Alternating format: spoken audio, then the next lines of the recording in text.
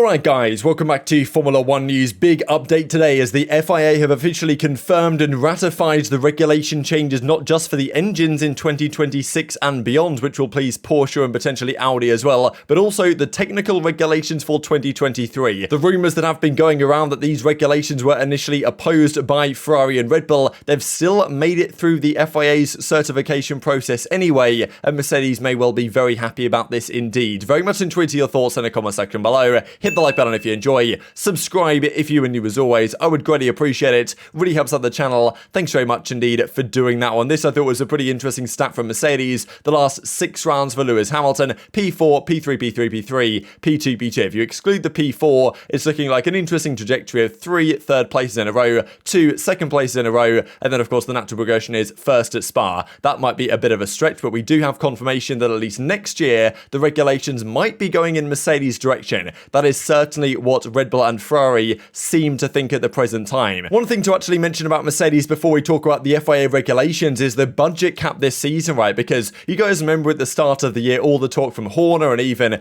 others among the top teams that they weren't even going to be able to complete the season because the budget cap was too low. They were spending too much on, fuel, transport, this type of stuff. I think the FIA did agree to a slight raise in the budget cap, but most teams said, okay, yeah, we probably need something because the transport cost and cost of oil and the like is going up right now. Inflation is high, so we need some sort of help on the budget side. But no, the idea with the budget cap was that maybe the top teams can't just come every single weekend with a new upgrade. Now, as it's turned out, really, still Mercedes and other teams, every single weekend they turn up to the track, usually with something a little bit new. And even Otmar said from Alpine that they're pretty much unhindered by the cost cap. And despite all the talk about it at the start of the season, still, it's not like the upgrades have just stopped after Spain, as was, I think people even said that by like the 10th Grand Prix, there was going to be no more upgrades to the end of the season. That's completely not the case. And Toto Wolff was describing exactly why, like how Mercedes have been able to achieve this. And it's not exactly a secret sauce, to be honest, but as he says, breaking the financial regulations is like breaking the technical ones. He says the regulation was already in place last year, and we will soon have the results that will confirm whether everyone has complied with the rules. I simply believe that it is forbidden to make mistakes, because breaking the financial regulations is like breaking the technical one. So very clear statement from him that they're not doing anything untoward. And of course the question was at the start of the year, how is it possible that these teams can keep making these upgrades with the budget cap of what, $140 million as it is, and saying that look, we have a tracker with the financial engineers that keeps track of every single process and every single component that is fitted to the single seaters. So when we unload things from the truck, the financial engineer takes note of the value, and then when it is used, it is counted. We are moving forward with the method we planned at the beginning of the season. For many reasons we didn't bring many updates. Now we are moving forward with the development program. So saying that they kind of backloaded their upgrades, unlike other teams, but I'm sure there will still be the question to some extent from other teams, like, well, look, how are they able to do this much? Is it possible? Because look, at the end of the day, there's a budget cap, but it relies on the FIA to look through and audit it and make sure everything's done correctly. Like, what if there's some, factory in South America that Mercedes have that's working on something or other from a theoretical innovation perspective, and then those ideas are transferred to the F1 team, and then it's like, okay, how do you account for stuff like that? Is it possible to outsource without it appearing on the books? I'm sure it's a question that some might raise, and whether the FIA actually have processes in place to stop that type of stuff happening is a bit of a question mark as well. But major news, so the World Motorsport Council has approved not only the 2026 power unit regulations, but also the updated 2023 technical regulations, and also the ones that are coming to Spa in the technical directive that's due very soon indeed. This is what it says in the article. So they've got 4 pillars of the 2026 framework: maintaining the spectacle. The power unit in 2026 will have similar performance to the current designs, utilizing high power, high revving V6 internal combustion engines, and avoiding excessive performance differentiation to allow for improved raceability. Interesting stuff. They want the engines to be more similar across the grid, more about environmental sustainability. They want to be able to utilize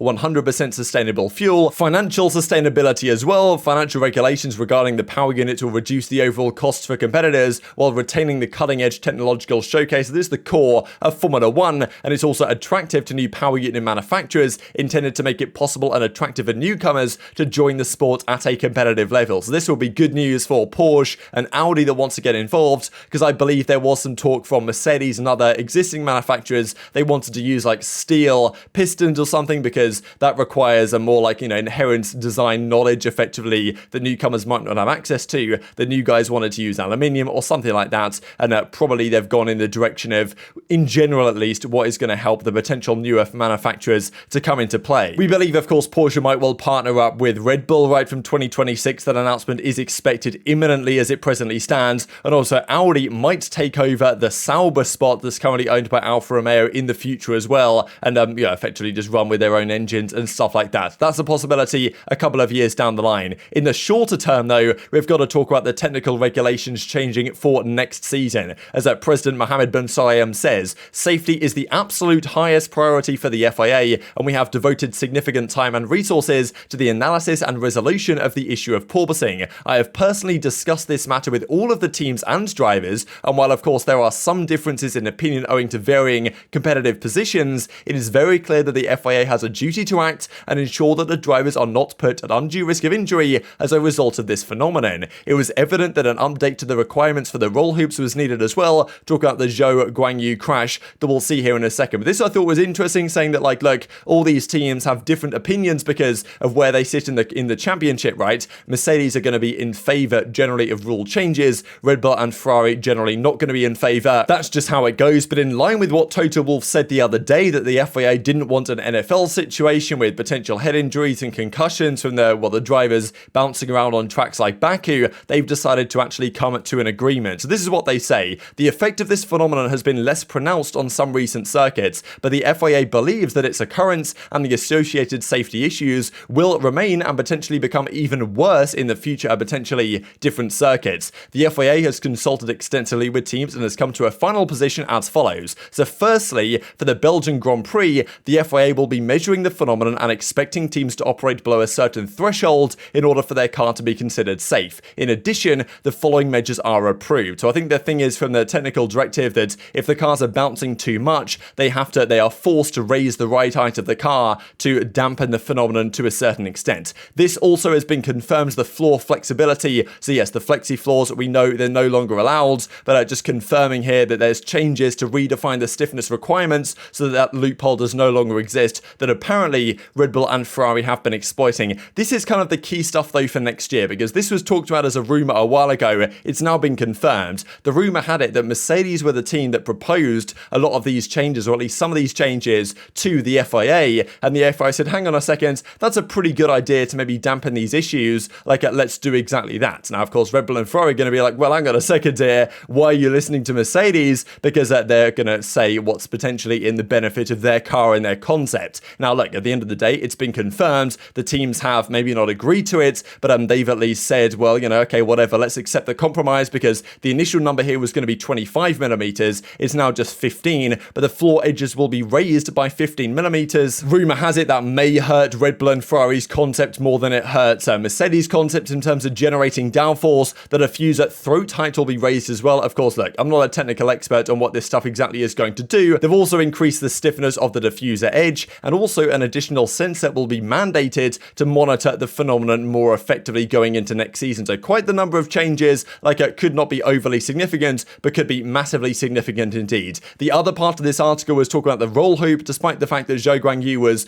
okay and absolutely fine after that incident, thankfully at Silverstone, it was noticed that the roll hoop over kind of the backside of the halo failed and did not act as it was intended to. He was still okay, but certainly they thought, well, hang on a second here, that hasn't really held up to the test that it was designed to. So they made some changes as well to make sure that the halos have to deal with further restrictions in the regulations going forward, to no such failure occurs again going into next season. So definitely intrigued to your thoughts on all this stuff in the comments section below. What is this going to mean? Because look, Red Bull and Ferrari might, as they talked about a couple of weeks ago, try and protest this, right? Because they said that if any changes are made to next year's regulations, they're not going to be happy about it, because they say that there's no safety concerns. The safety concerns aren't legitimate. It's just Mercedes trying to pretend that they actually are there so that the FIA will make changes. Mercedes obviously disagree, and Ferrari and Red Bull, even I think Ferrari especially, said that they would consider how they can potentially stop any such changes occurring. They have been confirmed, they have happened. Whether there is now further legal backlash, I suppose we shall have to wait and see. But is this step one